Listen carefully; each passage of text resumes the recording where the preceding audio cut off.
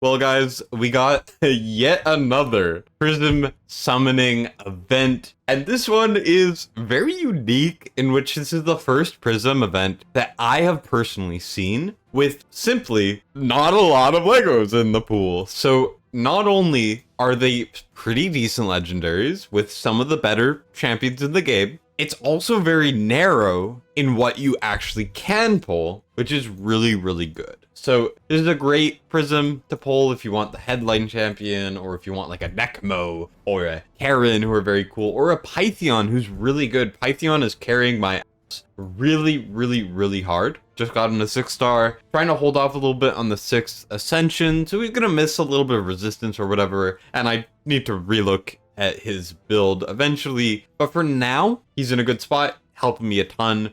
And that's the only thing I don't want to get. I will probably pull until a Lego or until more than I would like to spend. And we're going to see what happens. There's a lot of good stuff on this one though. So 5 Legos. If you want to get one of the best starts in Raid Shadow Legends, use the link in my description below to get a free legendary champion, Narma the Returned, as well as 3 amazing epic champions as you level up. Now, the way that you're going to do this is you're going to log out of Plarium Play on PC and uninstall. Then you're going to click the link in the description, register with a brand new email. Then you're going to launch Raid, complete the tutorial, and as you go to your inbox, you are going to be able to claim your first legendary champion. Next, you're going to get Anax, Uugo, and Mausoleum Mage as you level up. Please don't let this insane offer pass you by, and click on my link now to get the start that you deserve. Starting off with Teox. Teox is insanely good. We have the A1, attack an enemy 2 different times. The ally with the highest crit damage will team up, join the attack. Insane. The ally joining the attack will use their default skill.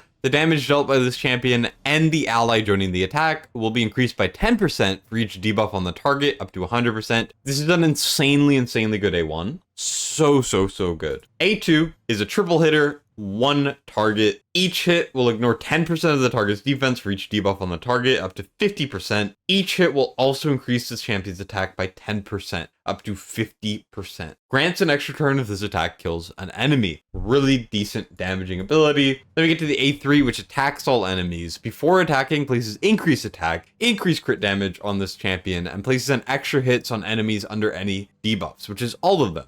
Not only that, he's also the faction booster, or the unity champion, whatever they're called. If you have 1 ally, it ignores strengthen, ally protection, shield. 2 allies, if they're killed by the skill while under a debuff, places a block, revive, and then with 3, it deals a ton more damage if you have debuffs. This is mostly going to be for factions, but factions obviously is very important. Also, fill the champion's turn meter by 5% whenever an enemy or an ally receives a debuff, which is insane. And we also have a bunch of unity things, like has a 25% chance to counterattack when an ally is attacked by an enemy under a debuff. Really good, especially because then we have decreased the damage this champion receives from enemies under debuffs by 50%, and allies received from enemies under debuffs by 20%. Absolutely absurd. And all allies are immune to sheep as the final one. And we also have an aura, which is attack by 30% in all battles, and then accuracy for Lizardmen by 40. He's insane, right? And he's not the only good one. We have Pythion, which is the only one I don't want. I mean, Faction Guardians wouldn't hurt, but also,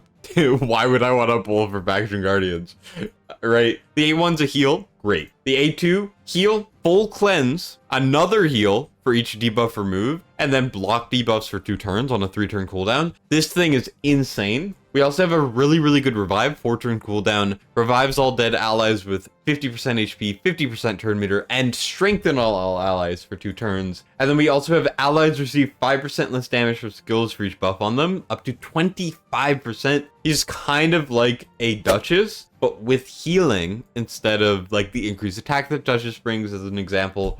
Pythion is one of the better revivers and supports in the entire game, and this guy is insane. Then we got Karen. Karen's A1 is an AoE, decreased speed, and a steal turn meter, and if they're under a decreased speed, steals more turn meter. This is a great A1. Attack one enemy, puts all of the target skills on cooldown, has a 100% chance of decreasing the turn meter of all enemies under sleep by 15, and has a 100% chance of decreasing the turn meter of all enemies without a sleep by 30% instead. 3-turn cooldown, insane ability. A3 is a sleep on all enemies and ignores all block debuffs, which is insane, and a nice return, so it's functionally a 3-turn cooldown. And we also have this really interesting passive. Whenever an enemy attempts to increase the turn meter, it decreases the value. If there are multiple champions, only one will activate. And then whenever a sleep debuff is removed or expired, instantly activates the Thresh Master skill, which is the A2, putting target skills on cooldown and turn meter control. It instantly activates it on that target. Does not work if the sleep debuff is removed by damage. Insane champion, really good CC. Then we get Amok, which I would say is probably the worst one in this pool. A1, chance of stealing a random buff, also chance of a leech. A2 has a chance of placing decreased resistance, pain link, and decreased speed, protected when placed on bosses. Heals all allies for each debuff placed. Then we get the A3, places a block debuff on all allies for 2 turns, really solid 4-turn cooldown. Heals all allies of this champion's max HP about 15%, and an additional 3% for each debuff. Removes all debuffs from allies negatively affecting stats,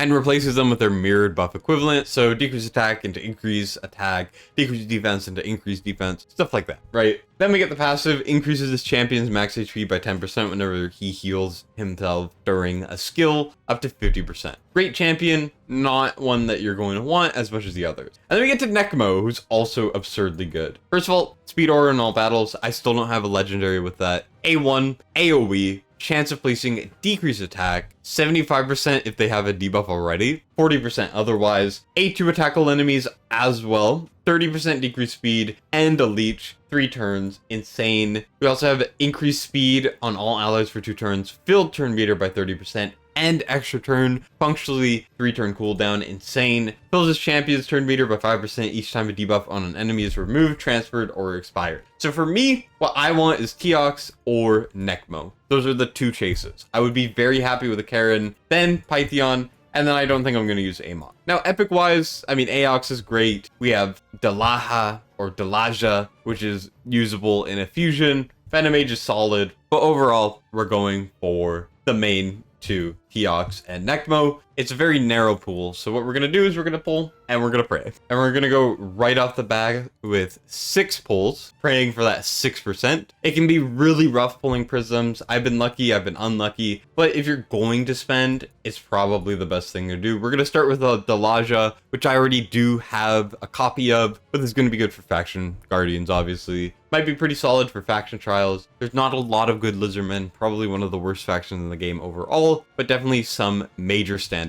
Next, we're going to get into Wargan the Crowned, which has decent faction wars right there. A1 has a chance of increasing the duration of a random buff on a random ally. We get heal all allies by 15% of their max HP, and a shield, which is great for factions. Perfect Veil, increases attack on all allies whose attack is higher than defense, which is most champions. Block debuffs for 1 turn, and increase defense on all ally who has the inverse. So really, really good support champion. Really good for factions. Might be worth thinking about in the future. We're pretty far off from thinking about factions heavily, but it's definitely an option. Here we get another solid champion. A1 decrease speed, A2 attack all enemies, has a chance of stealing 1 random buff, and then remove all debuffs and block debuffs, and a shield. So this is a really good ability. I do have Pythion though, so it is a little bit less useful for me, but still very good for factions as well. Also, we're trying to round out some faction guardians here, because why not? Speaking of, we got another Dalaja, and we're gonna continue to not pull a Lego. I foresee it happening. This always happens. And another one. How many do I have now? We have 3 now. So we've pulled 3. Wait, did I really not have her? Never mind, I didn't have her. Okay, that's a good reason to pull then. Because obviously Mikage is really worth going for. And then we're gonna get another one. Oh my goodness. What is happening? That's what I have to ask. All right, well, we're gonna move on. And, well, we're back. And ready to pull more like a degenerate for no reason other than content, because it's easy content.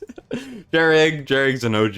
Used to be really good. Decreased attack on the A1, ally protection, and increased defense on the A2. Only 4-turn cooldown. He's definitely outdated, but he's not a bad champion. Decent for factions as well. He's cool. I like Jerig. We're gonna move on. Here we're going to get a Basilisk, which is, you know, attack all enemies A1, increase attack if it's critical, A2 is a stun, and then also revive when killed. I'm not a big fan of him, but he is definitely a champion that exists. Another Jerrig, once again, I'm not upset with pulling for Faction Guardians. Here we're gonna get a Venom Mage. Is that the first Venom Mage on my account? And that is the first Venom Mage. So Venom Mage is very interesting. Here, let's go past the Delajas. Venom Mage has A1, destroy if they're inflicted by heal reduction. Each hit has a chance of activating poisons. A2's decrease defense, decrease attack. And the A3 has heal reduction poison. And then enemies under heal reduction deal less damage. I really like Venom Mage, but we're going to keep on moving. And hopefully pull Lego, which we're not going to do. Another Venom Mage. Okay, buddy. Wish me luck. It better be something good. Like, something I will say is, while I do wish we would pull... Geez, 3 in a row. While I do wish that we would pull faster, I also kind of stand by, you know, if we pull something good, I'm okay with going a little bit deeper. You know what I'm saying? I think we pulled every epic, have we? No, Aox we still need to pull, Broodlord we still need to pull, and that is it. There's only 2 that we have not hit on the epics. Wow, this is atrocious. This really is the PSA of, be careful, don't overspend, to say the least. Alright, well, 15 in, nothing. It's about what I expected. We'll keep on going. Probably gonna be the last batch for me. Okay, Lego. Let's go! Deox! Woo! Let's go! My first ever Unity champion ever. And he is insanely good. He is insanely good. Woo! That is exhilarating. You know, I've had some really rough pull sessions, but that is hype. Wow. I am so happy about that. Like I said, you know, I don't want to spend more, obviously. But if I did have to spend more than I'd like, I would like it to be something I wanted, right? And that is something I wanted. Teox, insane champion. I just pulled a Thorion. A big thing why I'm excited for Teox, not only because he's an insane champion, he's a Unity champion, and he's gonna boost my account so much. I need to do these keeps. Potion keeps, I need to do 4 of them, right? 1 of each. And I need a 6-star from all of them eventually. Now I'm gonna wait on 6-star ascending for when I have to do that, but I need 1 of each. And currently, I don't have a lot of great Spirit Affinity champions compared to my other type of affinities. I just pulled Thorion, who's going to be my next Magic. Titus is going to be my next Void. Pythion is already 6-star, waiting for that final star when I get to that quest. So that is 3 right there, right? Magic, Void, Force. Spirit wasn't there, but now Spirit is there. Now I know Vogoth is great, Phoenix is great, and I will have maxed them eventually. And like Stagnite, I have a lot of good options, but also Teox is amazing. Oh my goodness, he's so good. Faction Trials for Lizard, done, right? We also have just a crazy champion, which is so cool. I love Teox. I've seen people play with him. He looks so fun, and I'm very happy to have him. So that's pretty hype. And something else that's very relevant is he only takes 9 books, which is less than usual. Thorion is going to take 2, 5, and 4, right? So he's going to take like 11. I need to be conservative with my 12 books, right? So that's another champion I need to skill, unfortunately, but you know, it's worth it at the end of the day. We're gonna pull the rest, why not? Faction Guardians will help, obviously. Another freaking Basilisk is crazy, and you know, maybe if we pull another Lego, that would be kind of sick, but I'm not gonna ask for it because I'm pretty happy. Hey, we get Broodlord, let's go. And he sucks, but still, I was kind of waiting on him. Him and what's his name? I don't remember the other guy's name. What's his name? Aox? Yeah, Aox were avoiding me, and I just wanted to pull them. Do you guys think it was worth it? The answer is probably no, but also that was a sick pull, to be honest. And we maxed out our entire Lizardmen Guardians and then some. So I guess we get to empowering. Like maybe I'll take out Venom Mage or whoever I use. I'll put in like Basilisk or something and I'll empower my Venom Mage. I think that would be pretty good. I'm not sure yet. So let me know what you guys think I should do there and where you guys think Teox is good. Love to hear. And if you guys pulled, did you get lucky? Did you not get lucky? Let me know. Thank you guys so much for watching. I do appreciate it. I'll see you all later. Destined signing out.